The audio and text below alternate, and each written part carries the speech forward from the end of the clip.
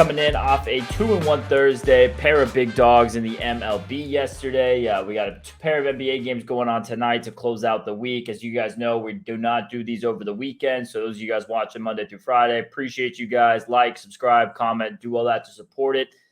John, we got a pretty good Thursday and a really good week really heading into the weekend. Yeah, we've been on a real tear and with baseball and NBA. Yesterday, 3 afternoon games all at 1 o'clock. They all went. We had guys crying in the DM. Who you like in a basketball game tonight? Well, I didn't like anybody in a basketball game tonight, or I would have gave it out. Didn't make the number that high, but we put in our trends yesterday. Home team, if they lost game one, have won 20 of the last 21 game twos and 19-2 against the spread.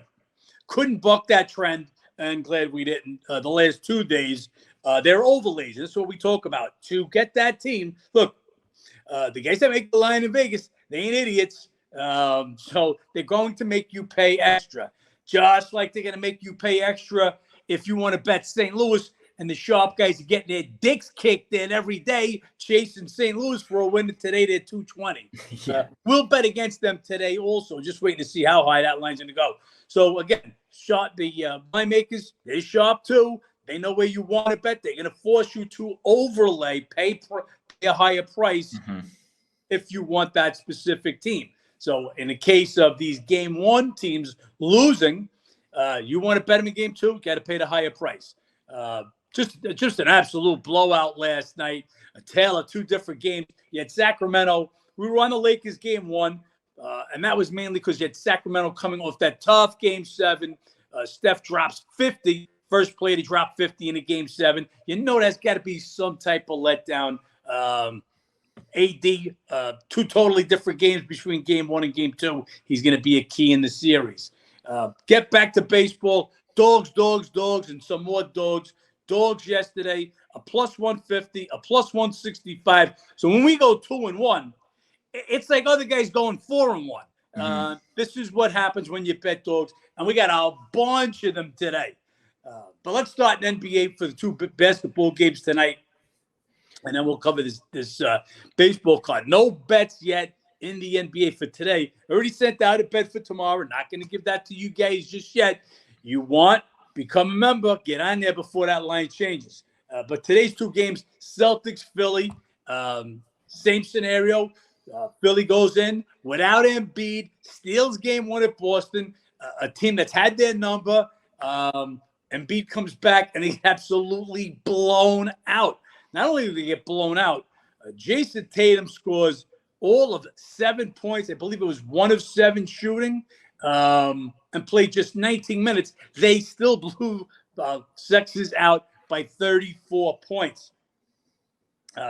Harden, after having a turn back the clock game in game 1, matching his all-time playoff record with 45 points, shoots 2 for 14, including 0 for 6 from 3. So 2 different games. Guys, this is what we talk about. The bounce back, the letdown, the revenge. It's a mentality, especially in the playoffs, that team, if they go in there and steal game 1, that's one they got in the pocket. They already just feel like they've accomplished what they needed, while the other team is putting in a sense of urgency. Hey, we need this game. We can't go 2-0, down 2-0 on our home court. So a lot of these things, these are the reasons why we move the numbers to how we do. Tough spot for Philly. Embiid certainly wasn't 100%. He didn't look right. What did he get? He gets 15 points, 3 rebounds, no assists in limited time in game 2. Will he be better in game 3? We don't know. Healthy Embiid, I'd be willing to buck the trend. Celtics 9-2, last 11 meetings in the playoffs. They covered all 4 regular season games. So the only game that the Phillies won was without Embiid. Without knowing if he's 100% healthy, can't make a determination on this game.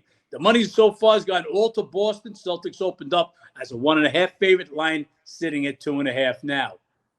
Yeah, as far as this game, on the series, had pretty good total reads. I'm sticking there over in the first game without Embiid, under in the second game with him, coming back in the under in this game. If you guys just saw the difference in play style, a lot more slow. Embiid trying to be worked in the offense. They use the full shot clock, trying to draw contact inside. It's a lot slower pace of a game. So imagine that continues. We'll see if Embiid improves offensively. He didn't look too comfortable with that brace he had going on his knee, so I'm not sure how much that's going to affect him, if he's going to continue to go with the brace, without the brace. But as far as this, matchup, Boston just owned them. What is it, 9 of the last 11 in the playoffs, 9 of the last 10 with Embiid in the game. I have a hard time bucking that trend in this spot. I imagine Boston goes in and takes care of business to get back home court advantage. We'll see if that's actually how this game plays out. But I do think this line is pretty spot on. It's a low line. In these trends, Boston does own the matchup, but a season ago, a lot of these matchups were all coming in decided within 4 points on either side, and I wouldn't be surprised if we get another tight one tonight. Could be a good one to live bet if you can get a better price, something outside that 4 to 5 point range. Yeah, live bet or halftime bet might be the way to go this week. Get a look at Embiid, see the flow of the game, see if Tatum gets himself back on track. Right. Look for him to have a game after that horrendous outing in game 2.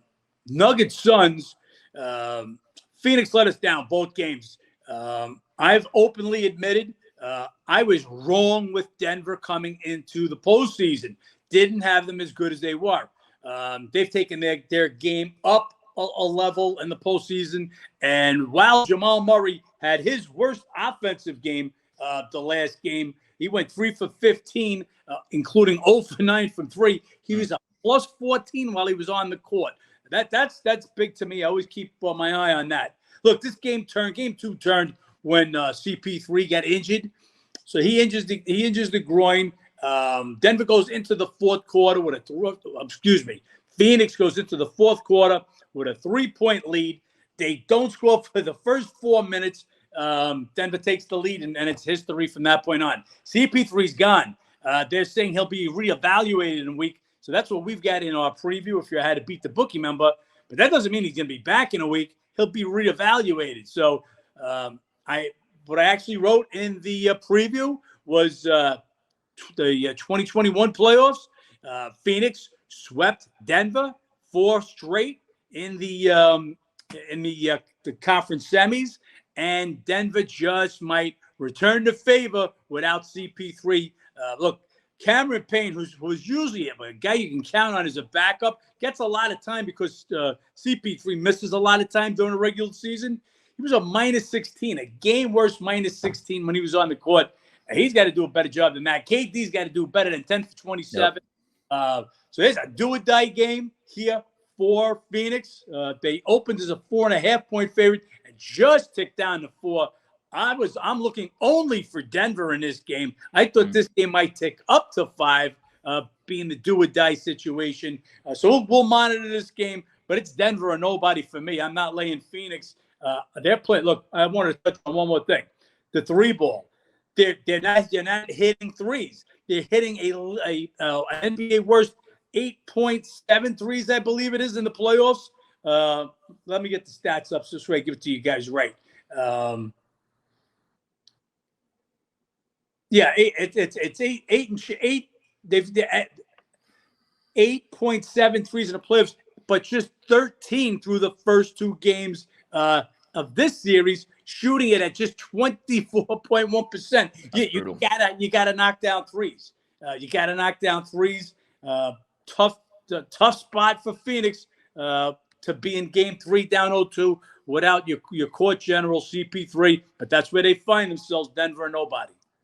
Yeah, for me, slightly into Phoenix. Like you said, it is that do or die spot, the 0-2 down at home. Without Chris Paul terrifies me. I think Chris Paul is the perfect point guard for this team. You have 2 incredible scorers in Booker and Kevin Durant, but both of them have been better their entire career playing alongside another good point guard, someone who can facilitate for them, do the little dirty work as far as ball handling, facilitating.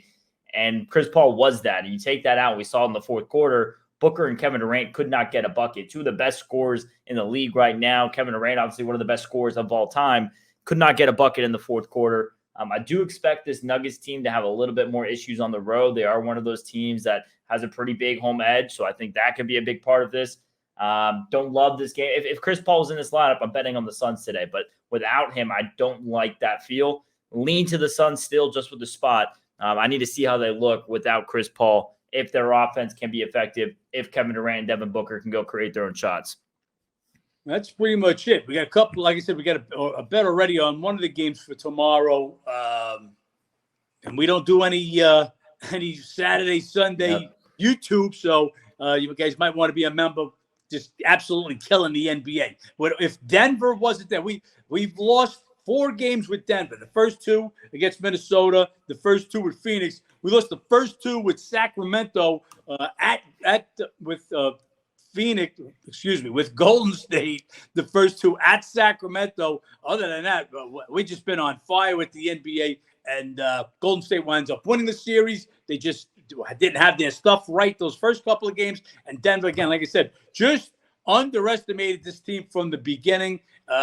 If Jamal Murray puts any type of game together today without CP3, I think Denver gets it. But anyway, baseball, again, dogs, and more dogs, and we start off with a day game, and I already got the dog. Look, Steele's pitching like a monster for the Cubs. So we're going to definitely give him a big pitching advantage over Cabrera, Cabrera could be good, but he could be wild. This is not the park you want to be in. It looks like the wind's blowing out. Totals up to 9.5. But Steele, if I don't want to say it was his worst game, but it was his least good game. His last time out, these two teams faced off, and I believe he gave up 7 hits. That's the most hits he's given up in a game this year. So Steele definitely gets the pitching edge, but Miami, they're batting .301 against left-hand pitches, and Cubs just aren't scoring. We were against the Cubs with the Nats yesterday, another big winner for us. Cubs now put together a total of 5, count them, 5 runs in the last 3 games. These teams played last weekend at Miami. Miami swept them. All 1-run games. Expect another tight game. I'm taking the dog worth the price against the team that's just not hitting. Yeah, Marlins are nobody. I'm not as high on Miami in this spot. I think the Cubs come back 1-6 trip. You get the ace at home. It's a pretty good spot lined up that way. Cabrera is a guy I like to back. Like John said, he can be wild, but his stuff is electric. It can be on some days, and when it's on, he looks like one of the better pitchers in baseball. So depends on what you get. They've won 3 of his last 4 starts. A guy I usually like to get a dog price behind. Just Cubs day game after the long road trip, chance to get a win with the ace on the mound. Seems like a get right spot. But I understand the price is too high there for the Cubs, especially the way they're hitting, like you said. Yeah, neither team playing good baseball right now. Marlins were swept, 3 games annihilated, basically, by the Braves, but that's Braves due to the Marlins. Cubs, a 1-6 road trip, like I said.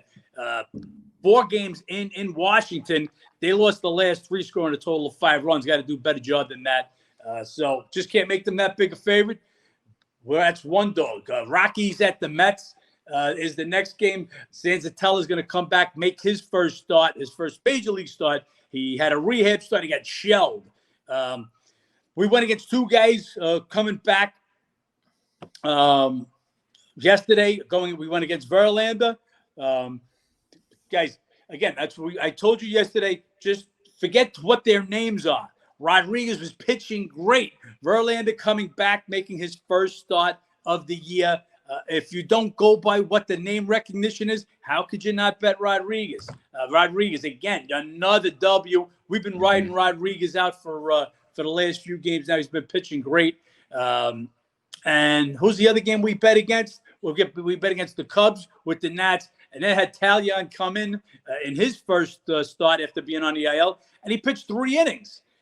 This is the reason. So you get the same kind of scenario here. Sanzatella coming back. He got absolutely shelled in his rehab start, gave up 6 runs, 8 hits in 3 innings. But no way in the world do I want to bet the Mets. Struggling. 9 of 11 they've lost. Look, New York's about to blow up between how the Mets and Yankees are playing. Both teams, it was the Subway Series at the beginning of the year. All they're going to do is take the Subway and get fucking mugged like the rest of the people do. Mets are playing horrible. Cannot be a 240 favorite, but just can't back Sanzatella and a Colorado Rocky team who, though they hit the ball real well, they swept the Brewers. On the road, they're batting just 220. So they love to hit and cause. Doesn't everybody, but they just can't do it on the road. Too high of a number, but no interest in the Rockies today. Yeah, Rocky's tough team to back on the road. You add in a pitcher coming off the IL, doesn't really entice you to want to bet it. Senga is a guy, though, I will be looking to fade. Comes over from Japan. First couple of starts was good against some bottom tier teams. Last 3 starts, he gave up 8 runs, 17 hits, and 14 2/3. I imagine as big league hitters start to get more scouting reports on him, see him time and time again. He's going to continue to have a little bit more struggles, not in love with his stuff. We'll see if that continues, but can't go against him in this spot with Sensatella. So wish I could. Game just got to stay away from him. We'll say that a lot of dog value on this board today. So like the card a lot. Yeah, absolutely. We've got a bunch of bets, old dogs, obviously. Nats and D-backs. This is going to be another one. Just waiting to see how high this line's going to go. Nats, 3 in a row. So obviously everybody's betting against them. Nationals can't win 4 in a row. They sure can. Let's see what happens. Nats on the road. They won 4 of their last 6 on the last road trip, playing good baseball. Gray's pitching real good stats. He's allowed 2 runs over 17 innings, 18 Ks in his last 3 starts. Better on the road. Always is. Was better last year. 1-2 this year, but a 1.53 ERA 3 starts. Kelly, on the other hand, worse at home. Kelly at home is what now? Just trying to get my stats. 0-3 with a 4.86 ERA in 3 starts at home. D-backs, like I said, solid. I definitely have made a stride up the ladder, a better team than last year. But this line is only this high because nobody thinks the Nationals could win 4 in a row. Every game's a new day. This number's high. We'll wait to see how high it goes. But Gray, better on the road than Kelly is at home. Nats playing over 500 ball on the road. I'll be taking this another huge dog in this one, Ben. Yeah, last 3 starts for Gray, just 2 runs, 17 innings, 18 Ks, 8 walks. He's been good. Kelly has as well, 3 or 4 starts for quality starts. Just worth a look here at this Washington team who's playing pretty competitively right now. We'll see how much it continues. They snapped the Pirates win streak, and then they take care of business against the Cubs team who's not hitting. Can Arizona take care of business at home? I don't know, but this is a big price here for what this national team has been doing lately. The bats are going well, and this is the ace on the bump who's better on the road. So all those spots lined up there to Washington. Agree with you completely on that one. Big showdown game, Dodgers-Padres. Dodgers come in looking for some playoff revenge. Dodgers had owned them for the last few years in the regular season. They won 14 of the 19 meetings last year, 6 of 9 at San Diego. But come playoff time, Dodgers did what they've done the last few years. What is it now? 1 championship in how many years that they've had the best team every year? I think it's 5 or 6 years now. So that just ain't getting the job done. So Padres come in, they do the job, and knock the Dodgers out of the playoffs last year. You got Dodgers, though, just got red hot. They got all their guys back. We talked about how everybody must have been banging girls out there 9 months ago. The whole team basically was out on paternity leave. Muncy comes back, got her all. The relief pitcher comes back. Will Smith comes back off the injured list. They slaughtered the Phillies. They're crushing the ball. They went all 6 on their homestand, scoring 36 runs over the last 3 games. So they're going into San Diego right, and they get the right guy on the mound. Kershaw back to being the ace. He's pitching like a monster. 4 straight quality starts, 6 runs, just 3 of them earned in 26 innings, 28 Ks, 3 walks. He just gets the job done. Darvish will be the pitcher for San Diego. It was supposed to be Musgrove, but they're going to give him another couple of days off. He's still not right. So Darvish comes in. His last outing was rough. They gave up 4 runs, 3 home runs in 6 innings. He pitched well prior starts last year, 1-2, 2.52 against the Dodgers. This is playoff revenge. Best pitcher on the mound with Kershaw. But the line is right. The line to me is right where it should be. This is like a 110 to minus 115 game, the Dodgers, and that's just about where it's at. Yeah, I think this game's worth the price with the Dodgers. They get hot differently than other teams. Dodgers would go on month and a half tears of just looking unrealistic baseball, crazy run differentials, similar to what we've been seeing from Tampa Bay in this first month of the season. You have all their guys go have kids. They're coming back with dad strength, smoking the shit out of the ball. it would be Dodgers or nobody, playoff revenge spot. Like John said, ace on the mound, Kershaw looking terrific. And I think this is good as a spot you're going to get with the Dodgers. Now, as a season read with this matchup, going to be very interesting. Padres and Dodgers. I think on the season to win the NL West, it was plus 120 coming in for the Dodgers, plus 110 coming in for the Padres, two favorites of the division to pull it out. So going to be a slugfest. Just got to give Dodgers the edge right now with the pitching and with the way the bats been doing in that Philly series. The last game in the National League, or National League, two National League teams playing Milwaukee at San Fran. And this game opened up last night at minus 141. Well, the sharp money is all over San Fran, and I just don't see it. Look, Milwaukee's they're not hitting. They went to college. You go to Coors Field and you can't hit in Coors. Mm-hmm. That's the ultimate of not hitting. They dropped the 3 in Colorado. 4 straight now they've dropped, scoring just 2.3 runs per game.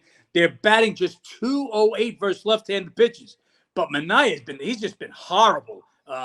Batting practice. And Burns looks like not only has he straightened himself out, he had a couple of rough starts at the beginning of the year. He's back to being Burns, but he dominated Frisco last year. So I know Milwaukee's not hitting. They're not hitting lefties, but you got to be able to hit Manaea. Burns looking good. At this night, look, it's only been going one way. It's going to be Milwaukee or no one for me if this price continues to drop. Yeah, Giants been playing good baseball. 5-6 home games. Take 2 of 3 at Houston. Not an easy place to win 2 of 3. But yeah, I can't get behind the Sharps betting this number all the way down to almost a PK. I mean, Burns obviously clears their pitching edge. Manaea, pretty sure John or I could go put up similar numbers to what he's doing right now. You look at what Burns did against Giants last year, like you pointed out, what was it? 22 innings, 2 earned runs, 35 Ks, 4 walks. That's just dominance. Got to be Brewers or no one there. Clear as day pitching edge. They're not hitting. This could be one of those games they squeak out 3-0, 3-1. Some of what we saw with Detroit yesterday against Verlander. Yankees, Tampa Bay, and here's another one that the Sharps have just jumped all over the Yankees. And again, I just don't see it. Look, Tampa Bay is going to pitch Krynos, I guess is the way he pronounces it. He's not a starter pitcher. He'll be missing his first start this year, but been pitching great out of the bullpen in 2-3 innings of, he's been pitching in long relief. First start this year, 4 outings. He's allowed 1 run on 7 hits, 2 walks in 14 innings. Good stats. Look, nobody does more bullpen games than Tampa Bay. That this is their thing. He'll go up against Brito, who was decent his last time out. In a 2-0 loss in Texas.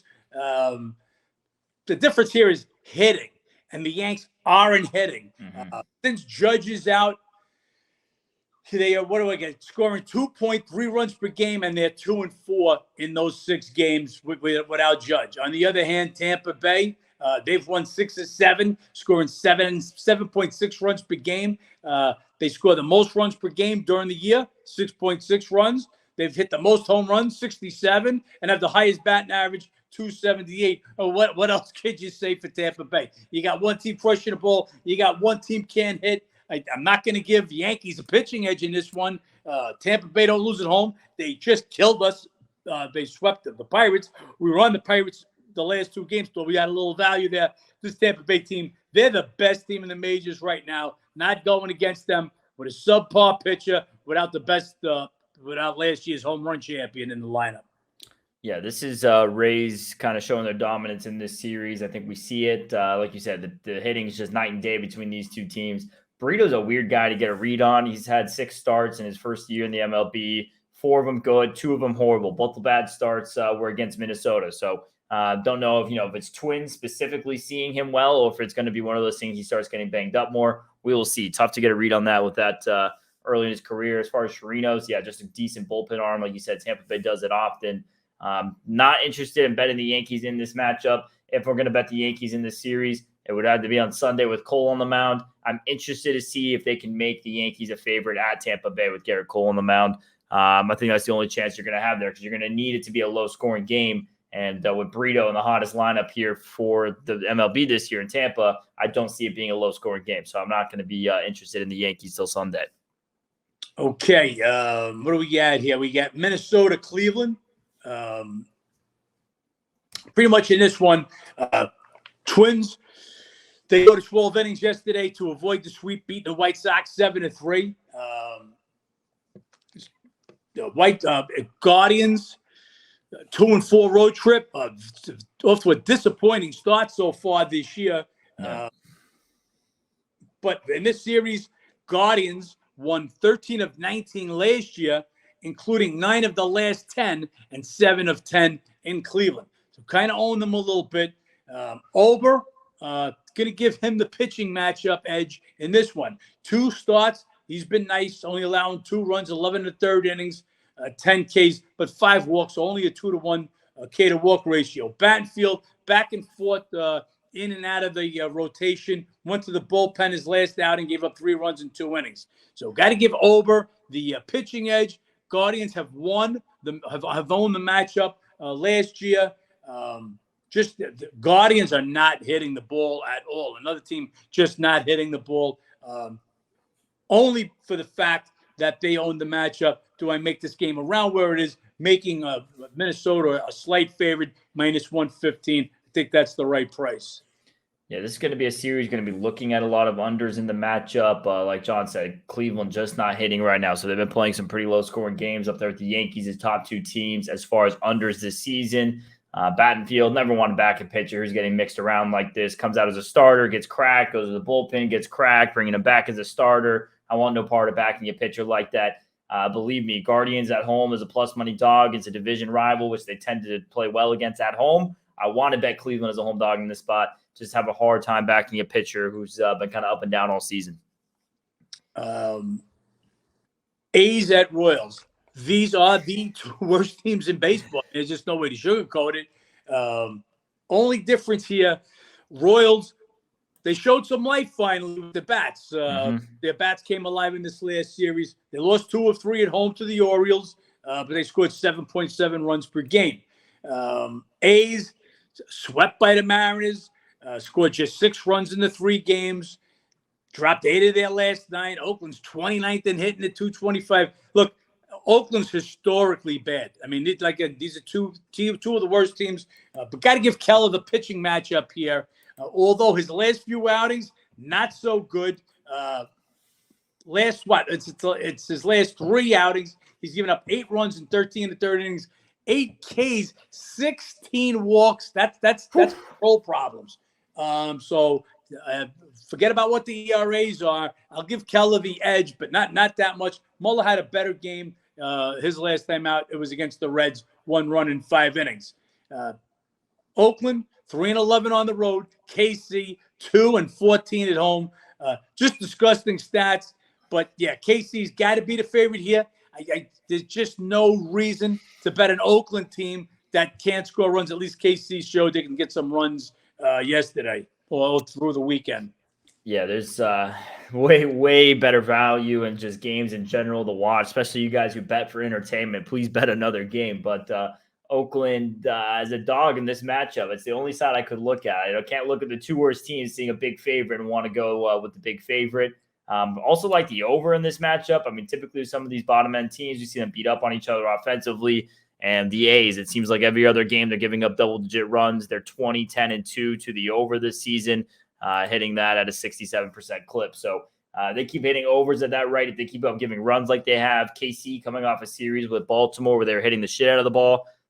2 pitchers have been giving up runs. Got to lean a little bit to the over. And who knows, maybe at some point in this series we'll lay Oakland, but going to have to be a really gross price in order to push my hand on Oakland. Yeah, well, look, it's KC's got some ugly pitching also. So, but without Greinke just went, he's good at home.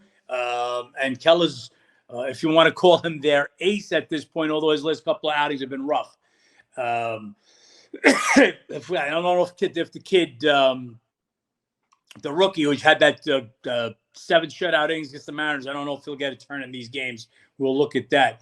Rangers at Angels, 2 hot teams coming in. Rangers off yesterday. They went 4-2 on their homestand, scoring 6.2 runs per game. Second for the year, scoring 6.4 runs per game. They get it all done. They get it done without Seager, the shortstop. That's going to be big. It's going to make them legit when he gets back in the lineup. Angels, they went to St. Louis, swept the Cardinals. absolutely crushed yesterday. They're scoring 7.3 runs per game. They went 4-2 on their trip. They've won 7 of their last 9. Overall, they come back home. Dunn, he's going to make his first start. He's been pitching real well out of the bullpen this year. Anderson, who was getting absolutely slaughtered, he come back with a little bounce back start his last time out. This game, they've got Angels because they just put it up. They weren't sure about Dunning, but we've had him in the box since this morning. But he's the official pitcher now. This game, you got Angels looking like about minus 135. I think that's a little bit high, just a little bit high, but not enough to get behind a pitcher making his first start. We'll probably only see a few innings in that game.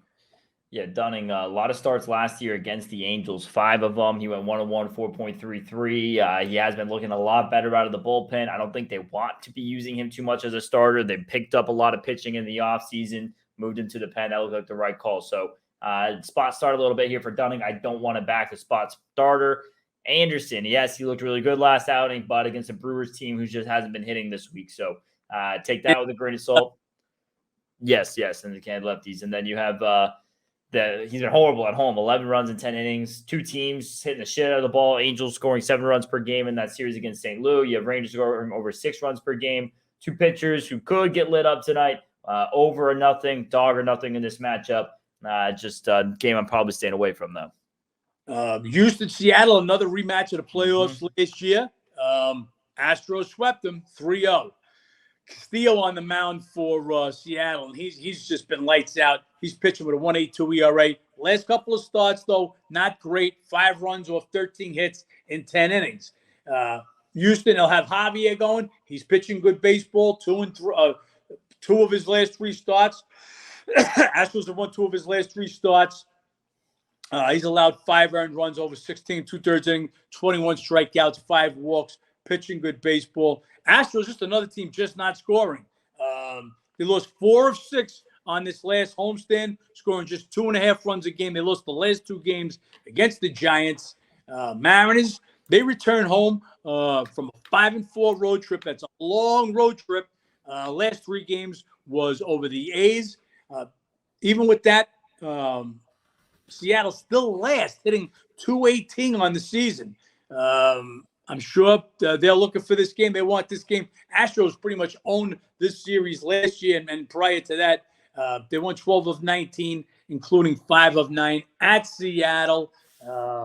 Even though Castillo's been great, could only want Houston in this price as a dog, but it's just not high enough for me to want to get involved. It's got to be higher, and I would take a shot with the Astros in this one. They're just not scoring right now. Yeah, what's expected to be a low-scoring game. Got to look at the dog or nobody who owns the matchup. Yes, playoff revenge is a factor in this. Just one of those division battles Houston absolutely owns. So don't want to go against Astros as a dog in this situation. Have to look at the under in this game. You have 2 really good pitchers, 2 offenses, both struggling right now. 3 of the last 4 meetings went under. 2 of the 3 in that 3-game sweep in the playoffs last year. Wouldn't be surprised if we see just a low-scoring battle here. 2-1, 3-1 ball game. Toronto at Pitt, and 2 teams that come in that was swept. Toronto swept 4 games at Boston. We talked about it yesterday. They had won prior to this 4-game set. They had won their last 8 trips into Boston, last 8 games at Boston, and then they go and get swept with Guzman on the mound. The Red Sox are crushing the ball right now. 350. But getting back to Toronto, so they've now lost 5 in a row because they blew that game that we had last week with the Mariners. Mariners come all the way back from down 8-4 to beat them 10-8. So 5 straight losses. So while they are scoring runs, 5.4 runs per game in that streak, they're now only 9-11 right now on the road. Pirates, they go get swept at Tampa Bay. Hey, not the worst thing in the world. It's Tampa Bay. Tampa Bay is the best team in baseball right now in all facets of the game. Surprisingly, Rich Hill, who I think is my age, he's been okay his last few starts. So Hill pitched 4 of his last 5 starts. 3 of the 4 quality starts, only giving up 7 runs, just 5 earned across 23 and a third innings. That's not bad stats. cannot make Toronto a home favorite in this one. They're underwater on the road, coming off a 4-game sweep at Boston. Pitt, like I said, was playing great baseball till they went into the buzzsaw known as the Rays. This is have to take the Pirates and the price in this one. Yeah, Bassett's an interesting guy. He's had 2 really bad starts and 4 quality starts. Coming off one of the bad ones, 4 runs in 5 innings against Seattle. Dominated Pirates last year in 2 starts, 13 innings, 18 Ks, 3 walks, only 1 run. Definitely going to give him the slight pitching edge, but got to give Pirates, a look here as a home dog. What is it? They've coming off the 4-game losing streak, but 9-4 at home this year. They've been taking care of business on the home field. Toronto losing 5 in a row, scoring a lot of runs while losing 5 in a row, 5.4 runs per game. Like you said, that Boston team just hitting the shit out of the ball. Would lean here to the Pirates, definitely as a home dog. Couldn't look off what was the hottest team in baseball going into that series at Tampa Bay. Yeah, before the Pirates went on on that road trip, which started at Washington, they won the first couple. They lost the final game of the. They had a letdown game in the final game at Washington, but Pirates had their. Hey, we're the best. We get the second best record in baseball, and they went ahead looking into the Tampa Bay series. So they get stunned in the last game by the Nationals in a look-ahead game. Get swept to Tampa Bay, but they've won 6 of their last 7 home games. So they come home where they've played good baseball. Just got to take them as a home dog in this one. White Sox, Reds. White Sox have showed a little life. They had won 3 in a row, and then they let one slip away late yesterday. Twins tie it up late in the game, I believe in the 8th inning, go to extras. They wind up beating them 7-3. So White Sox got to play a 12-inninger yesterday. They got to travel since he had the day off. This one's simple to me. Lynn he's not been Lynn. He's been horrible this year. Green, you know what this kid's about. If he's on, he's on. Breaks 100 routinely with the fastball. If he's on, he's electric. And he's good the last 3 starts. Allowed 6 runs, just 4 earned over 20 innings, 27 Ks in the 20 innings with 5 walks. So I'm going to give Green the pitching edge. Yep. Like I said, White Sox played extra innings, had to travel since he was off. And Reds just better at home. Reds are better at home than the White Sox are on the road. Maybe the White Sox could get playing better again. Just that they also put Berger, the team leader in home runs, on the IL yesterday. I laid 105 with this one. This one's really a no-brainer. Yeah, absolute no-brainer. Since you're all the way in this one, Lynn just been batting practice for the most part. Like you said, Green starting to get better and better each start. His stuff is phenomenal. As far as this White Sox team, they lost a game yesterday in the most White Sox way possible. They're in the 11th inning, bases loaded, chance to walk it off. Hit by pitch, strikeout. Would have had a walk-off hit by pitch, swung at it, still struck out. That's just the most White Sox way to lose a game. And you lose that in extras, get smoked, then you got to go on a trip. So really tough way to kind of end that homestand after starting to piece it together a little bit. Reds are nobody. Love the spot, love the pitching edge. And 9-6 at home. White Sox 4-12 on the road. Give me the Reds. Red Sox at Phillies. We just talked about the Red Sox. They are crushing the ball. They've won 6 straight, scoring 7.8 runs per game, hitting .350 this week. That's ridiculous. Red Sox, 3rd in scoring for the year now at 5.9 runs per game, and 2nd in hitting at .274. Hitting. Phillies, not so much. They get Harper back out in L.A. They ain't getting much done. They get swept there. They've lost 4 straight, scoring just 3.5 runs per game. Sale, what are we going to get out of Sale? So Sale has had 2 good starts. Sandwiched in there was a bad one. We'll see what he comes with today. But on the road, he's just been absolutely horrible. 1-2 with an 8.36 RA. Wheeler looks like he's getting himself right again.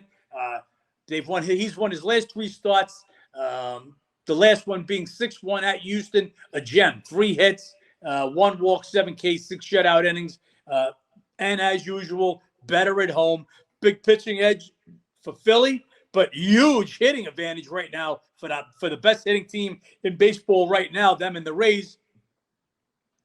This line, the Sharps are battling. This line has gone back and forth all day long. Opened up 145 on the overnights. It's gone down as low as 130 and all the way back up now as high as 150. I could only back the better hitting team. The question again, what are we going to get out of Sale in this one?